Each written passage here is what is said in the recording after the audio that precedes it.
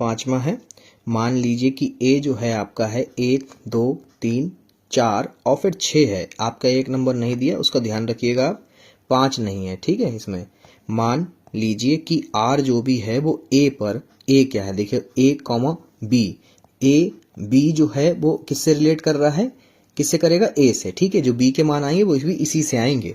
संख्या ए संख्या बी को यथावत विभाजित करती है, मतलब कि विभाजित कर रही, ठीक है, समझ गए।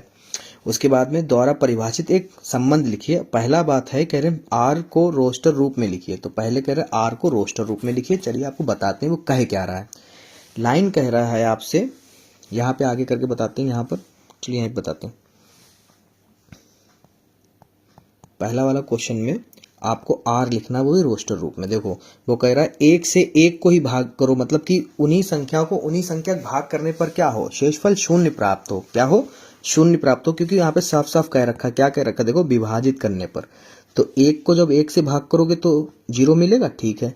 फिर एक को 2 से विभाजित करोगे तो भी आपको कट जाएगा, क्योंकि एक के पहाड़े में 2 आता है। फिर 1,3 आएगा, ये सारी संख्याएं एक के पहाड़े से कट जाएंगी। 1,4 और फिर 1,6, ठीक है। 5 तो है ही नहीं, ठीक है, यहाँ तक हो गया। अब देखो दूसरी संख्या जब लोगे तो यहाँ पर देखो इसी के आगे है बेटा, यहाँ पे लिखेंगे हम लोग क्रमित युग्म। 2 से कट करोगे तो 2 जो है 4 को कट करेगा, 2 दूनी 4, तब शेषफल शून्य आएगा, ठीक है। फिर 2 किसे कट करेगा, 6 को कट करेगा, ठीक है। और फिर 2 देखो एक छूट गया, तो 2,2, क्योंकि 2 को 2 से भाग करोगे तो 2 एकम 2, शेषफल शून्य आएगा, ठीक है। इस तरह से ये सारी चीजें ऐसे सेट कर रहे हैं।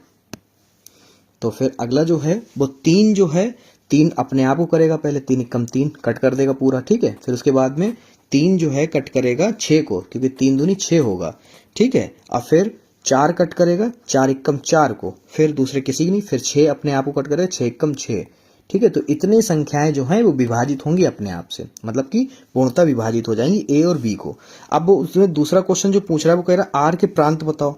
आर का प्रांत बहुत सरल है, ठीक है। आर का प्रांत अभी बता देते हैं। जितनी भी आगे वाली संख्या आपको दिख रही है ये सब क्या है, प्रांत है। 1 1 1 1 1, इसको एक बार लिखो तो ये हो गया आपका 1, ठीक है। फिर 2, फिर 3, फिर 4 और फिर 6, ठीक है, हो गया। अब परिसर, परिसर में लिखेंगे हम लोग। अच्छा दूसरी संख्या क्या है, वो कह रहे हैं आर का परिसर बताइए। आर का परिसर, अच्छा अलग अलग क्यों नहीं आ रहा वो भी बता दें आपको, क्योंकि ए का ए के साथ में हमें संबंध बताना था।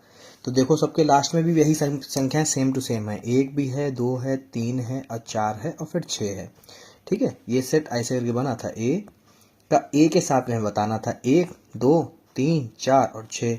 इधर जो था वो भी 1 2 3 4 और 6, सबका एक ही से एक बन रहा था ऐसे करके,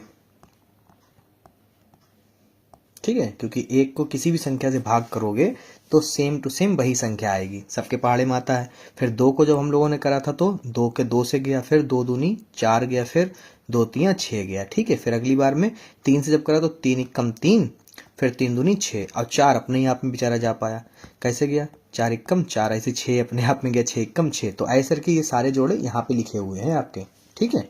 चलिए फिर